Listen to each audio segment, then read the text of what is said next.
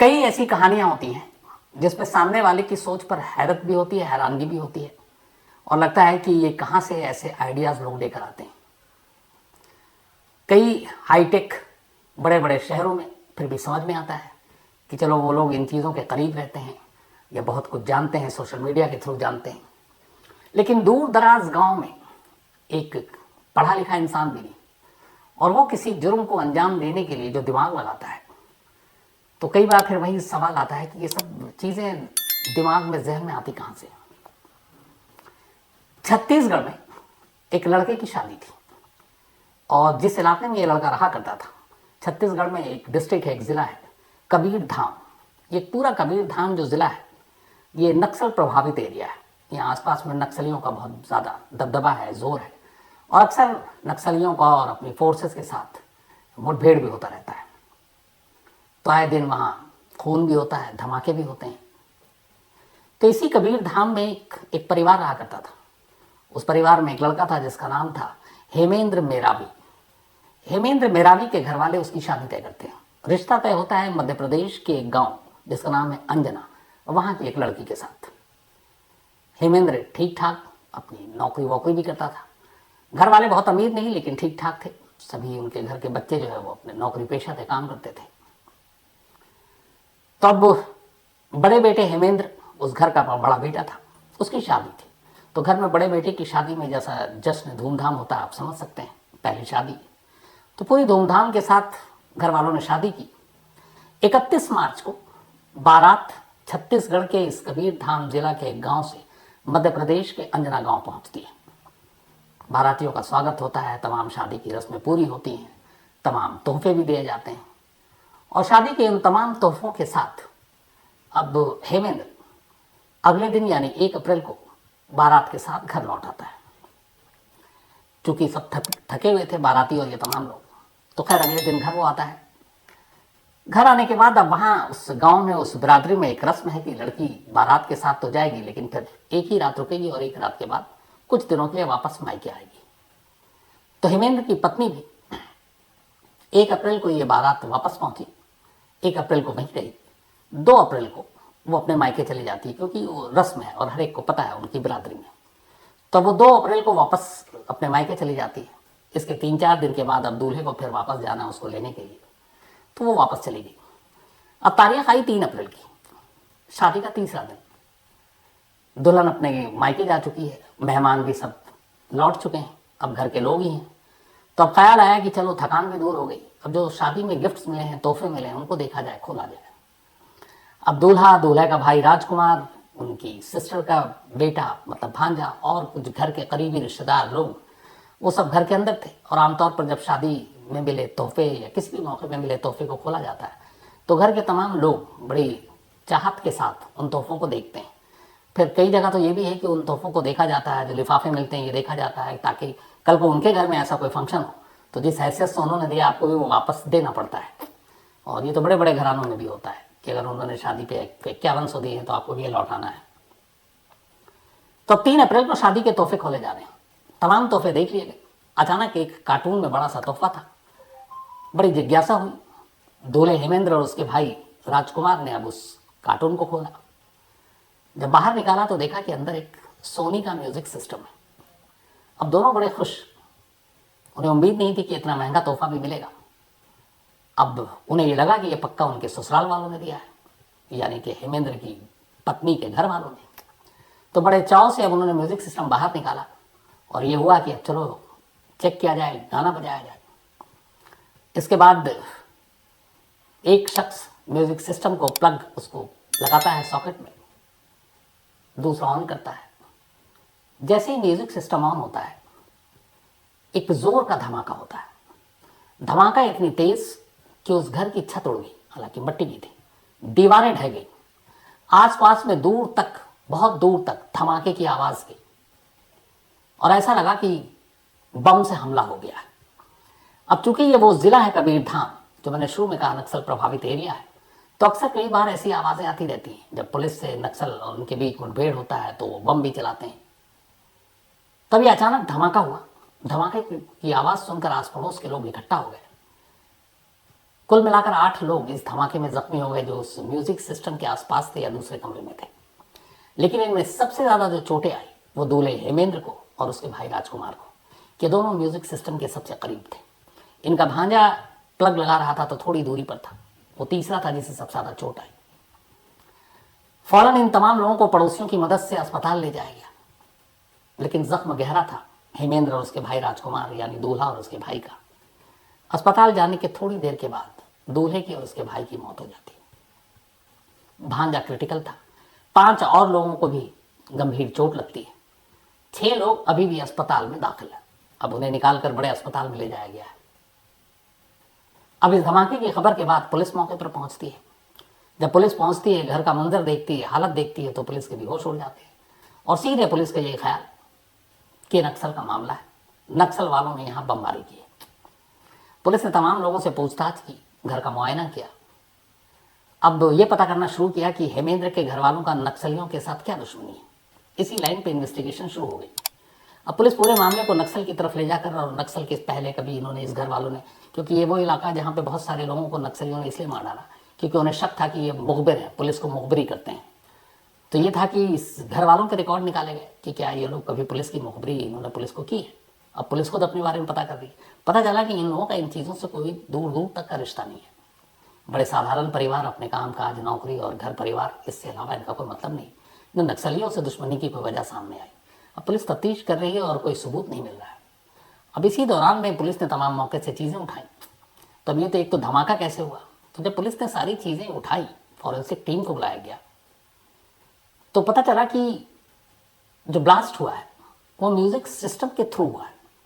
अब पुलिस के लिए और अजीब बात कि छत्तीसगढ़ के एक दूर दराज कबीर धाम जिले के एक छोटे से गांव, और वहां एक म्यूजिक सिस्टम से धमाका, इतना दिमाग वाला क्रिमिनल यहां कहां से आया,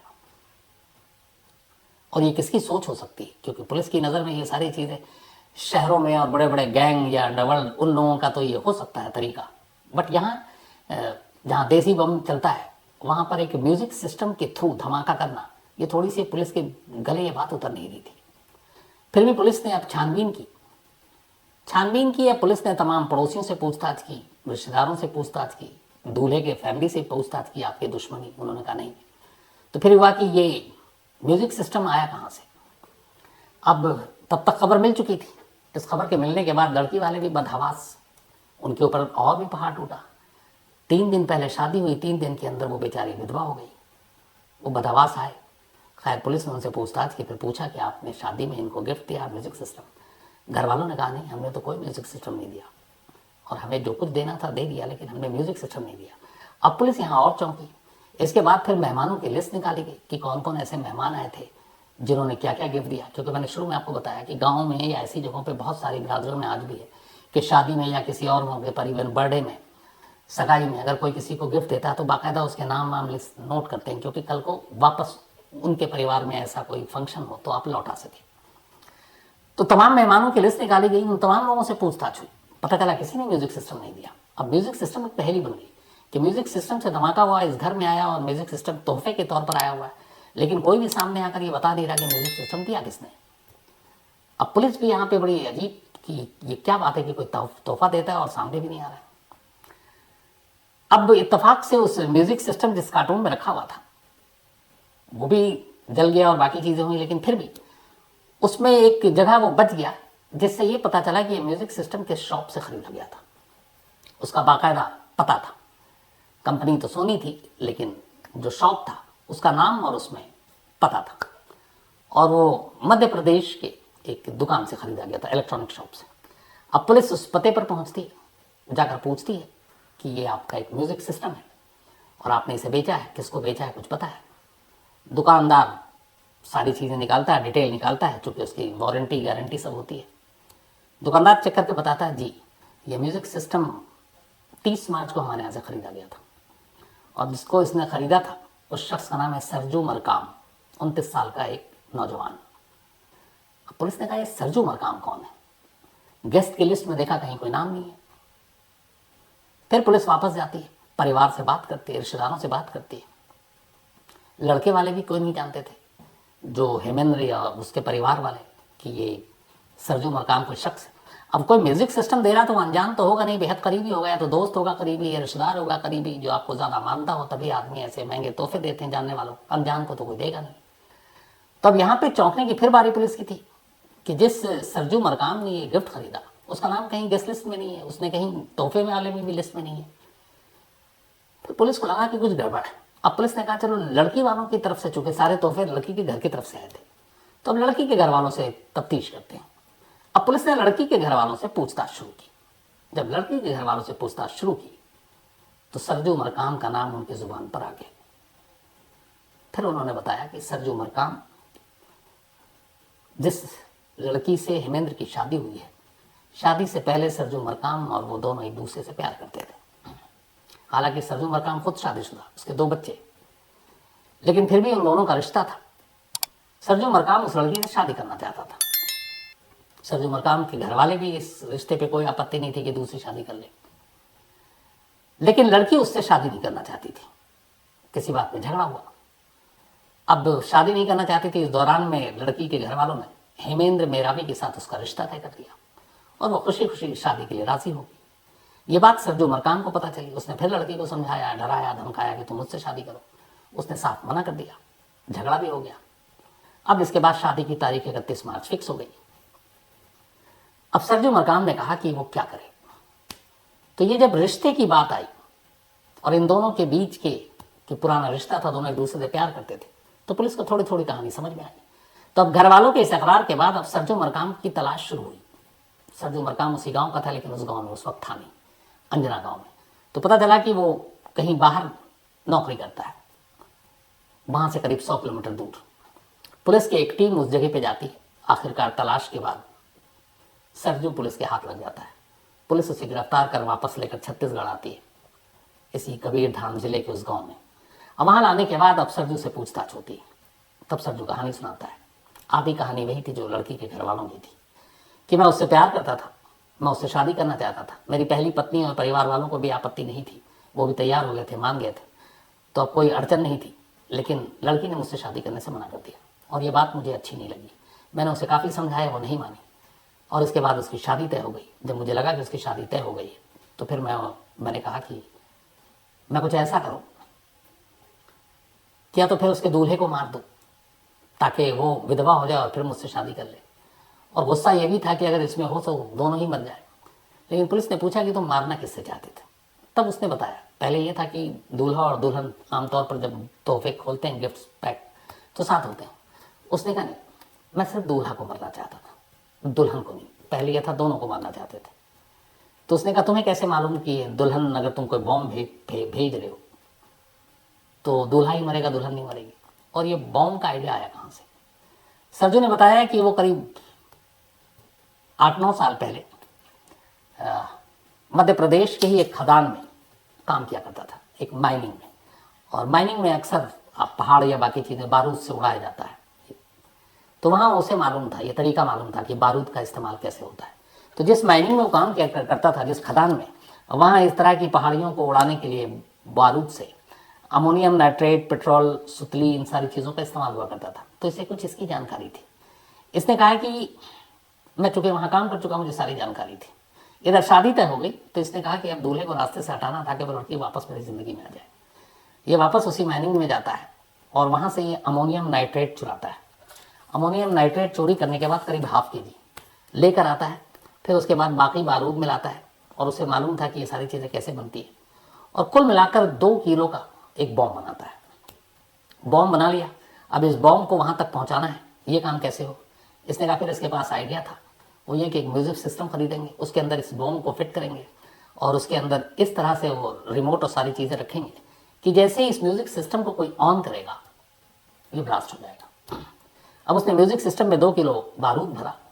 उसके बाद इस तरीके से उसने सारी चीज़ें की कि ऑन होते ही धमाका हो जाएगा। अब इस बारूद से भरे म्यूज़िक सिस्टम को उसने कार्टून में वापस पैक किया और उसके ऊपर रैपर लगाए जो शादियों में तोहफे में दिया जाता है, जिससे वो सारी चीज़ें लिखी। अब यह है कि ये देगा और लोग पहचान जाएंगे कि उसी ने दिया था, तो पकड़ा जाएगा हादसे के बाद। तो उसने यहाँ भी होशियारी की। 31 मार्च की दोपहर की शादी थी। वहाँ गया और वहाँ जाने के बाद वहाँ शादी में बहुत सारे भीड़, बच्चे सब कुछ थे। उसने एक बच्चे को बुलाया। उसने देखा कि जो लोग आ रहे हैं वो गिफ्ट जो है एक तरफ मंडप के साइड में रखा जा रहा है। उसने एक बच्चे को कहा कि ये गिफ्ट है, ये तो मंडप के पास साइड में रख दे। उसने वहां तक देखना शुरू किया कि बच्चा सही जगह लेके जा रहा है। जब उसने देखा कि मंडप के तमाम बाकी तोहफों के साथ उसका तोहफा रख दिया गया, तब वो वहां से निकल गया।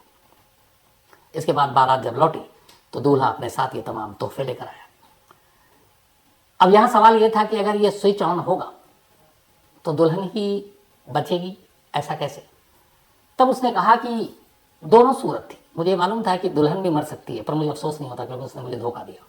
लेकिन मुझे ज़्यादा उम्मीद ये थी कि वो नहीं मरेगी, दूल्हा मरेगा। उसने पूछा कैसे? पुलिस ने। तो फिर उसने उसी रस्म की बात बताई। उसने कहा कि आमतौर पर जब ये बारात लौटती है तो सब थके हुए होते हैं, और ऐसे कई बारात मैंने देखे हैं। तो उस दिन कोई कुछ करता नहीं कि आप गिफ्ट खोल रहे हैं, मेहमान भी घर पे होते हैं, और अगले दिन दुल्हन को वापस अपने मायके लौटना था रस्म के हिसाब से। तो जब वो वापस मायके लौट आती, तोहफा तभी खोलते वो लोग। तो इसका मतलब है दुल्हन वहां नहीं होती तो वो बच जाती, और जो उसने अंदाजा लगाया था वही हुआ। 31 मार्च की शादी हुई। इसके बाद 2 अप्रैल को दुल्हन अपने घर लौट आई। 3 अप्रैल की सुबह करीब 10:30 बजे ये तोहफा खोला गया और धमाका हो गया।